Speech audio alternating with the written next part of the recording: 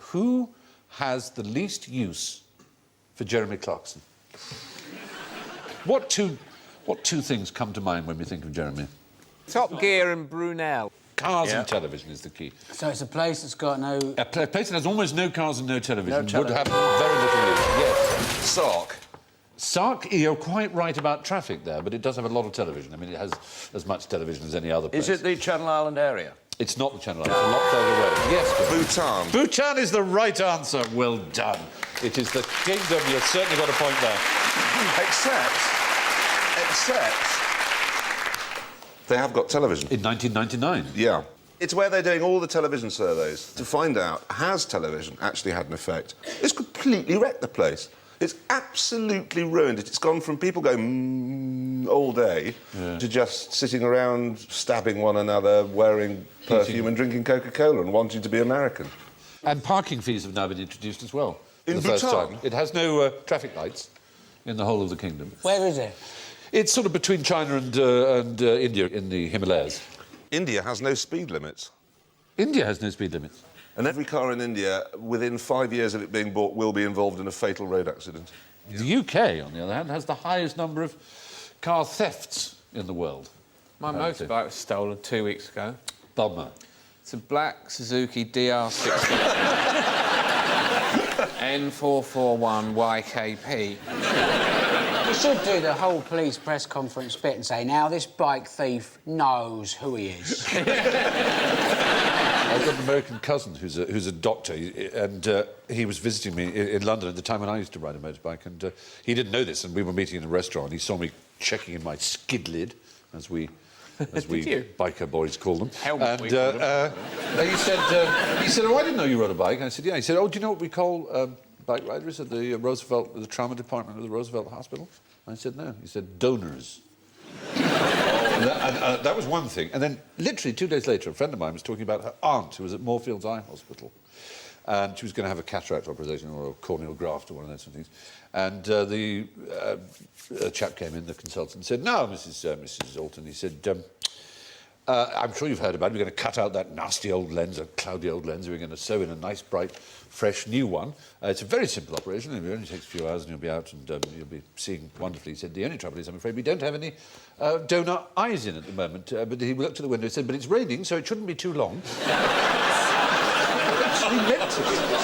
Most people in Bhutan live more than a day's walk from a road. It's a very rural country indeed. Only 0.01% of the country are on the internet, for heaven's sake. No, but if you got that from the internet, it'll be wrong.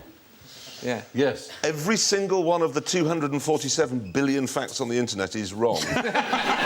Now, if I could be serious for a moment, more than 100 million people were killed in wars during the 20th century, and the total number of people ever killed by wars could be as many as 1 billion.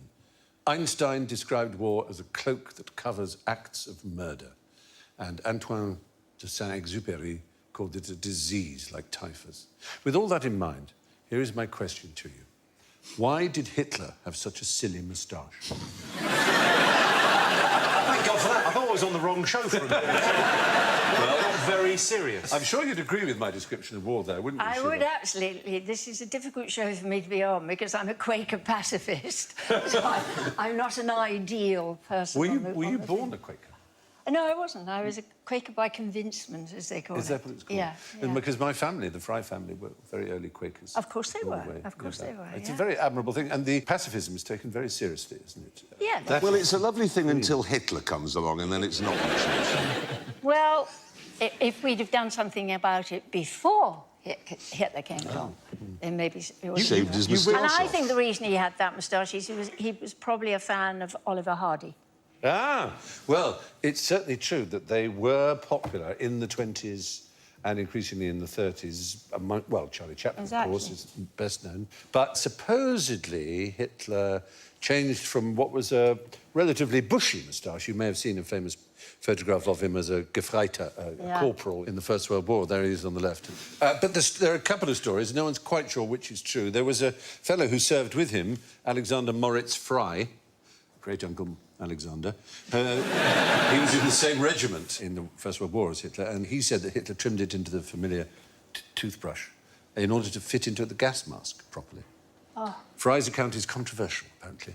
He went on to become a satirist and fantasy novelist, starting a family tradition. Here's the point about Hitler. He's judged very harshly by history, but he did kill Hitler.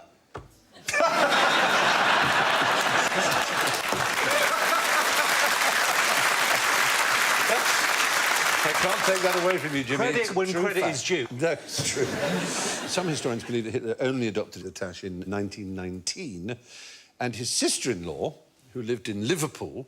Well, she had one as well. She may have done. Do you know what her name was? Muriel. Almost, as it were. Gauss Adolf. Bridget Hitler. Bridget Hitler. Yeah, that was her name. Bridget Hitler. Bridget Hitler? Yeah. Yes, she was married to Alois Jr., who was Hitler's half-brother. And they had a son, William Patrick Hitler. Billy Hitler. William Patrick Hitler went to America and won a Purple Heart in the Navy. Changed his name, I presume. Eventually to Stuart Houston, I think. And he claimed he wanted to forget anything to do with his uncle, but he named his first son Alexander Adolf Stuart Houston. Anyway, yes, Bridget, in her memoir, said that he came to visit Liverpool and that she told him that he should trim the ends of his moustache to make it less bushy. But, as she put it, as in most things, he went too far. What were chainsaws originally invented for? Proctology.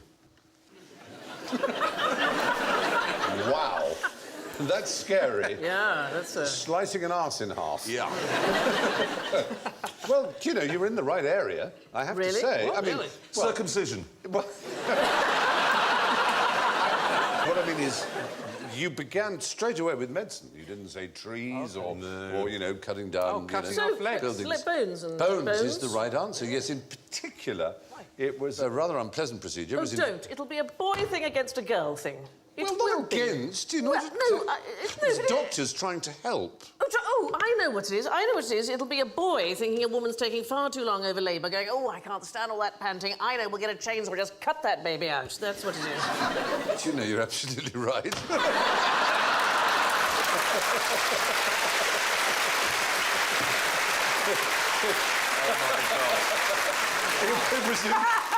It was in 1783. That's no excuse. It was two Scots doctors called John Aitken and James Jaffrey, and it was called a symphysiotomy, and it was a procedure to widen the pelvis if the baby's head was too large to pass through.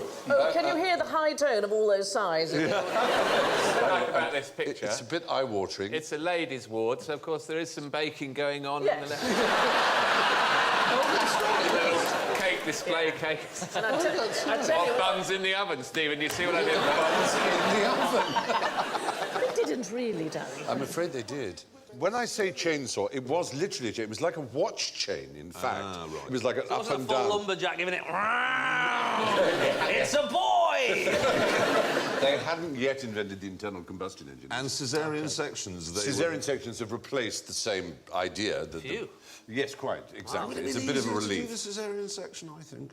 Sawing the pelvic bone in half is not as easy as maybe just a small incision and... But is there I not know, like- you'd have thought they would have Pop it made out the sunroof. But this was before it was before antiseptic surgery, and of course it was before any kind of anaesthetic. They're not a meeting. You know what I mean? There's not a meeting where someone goes, I've got it. And they go, what? They go, chainsaw, innit? Well, they looked at a watch chain and they said, you know, if we could sort of ease away the bone like that, rather than using a saw. I know, everyone's wincing. Have we got another question that isn't about that? Would it heal? Presumably not very well. Well, they then went on to use the same thing. For example, if someone had a bit of diseased bone, they would do the same thing. They would sort of tick it in, then they'd go up and down like that, and then they'd do it lower down, and the two bits would fuse together and have a stiff arm. But it would get rid of the diseased bone. It was called an osteotome. It eventually became like a chainsaw. You can see one here. That is more like a chainsaw. You don't Pretty want unpleasant. That, you don't want that coming at you. You really don't. You really, really don't. I remember my wife had a baby, I remember it well. And, yeah, it's a grand day. It was a grand day. But when she had a baby, and there's a point where you go in to see the fella who's going to sort it out on the day. That's Yes. him, yeah. Yep. He's got an official title. And you go in to see him, and as the husband, he says, right, you sit there on a chair, and then he pulls the curtain across while him and your wife are in this thing, while he has a little dabble or whatever he's doing. It's a bit intimate, isn't it? It's a bit like you go, I've seen it, mate.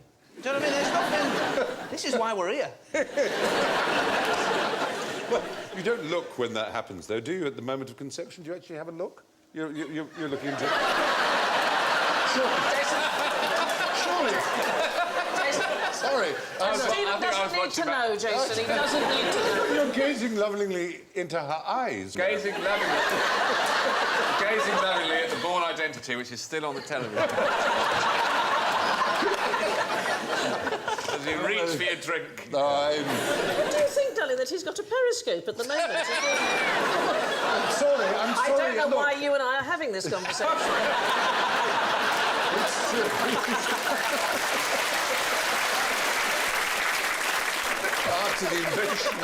After the invention of the internal combustion engine, where we were getting Jeremy to his home territory now, eventually by 1920 they were small enough to be able to have a hand-powered Cut down trees. And then they cut down trees, exactly. Well, anyway, there you are. Chainsaws were originally invented for midwives.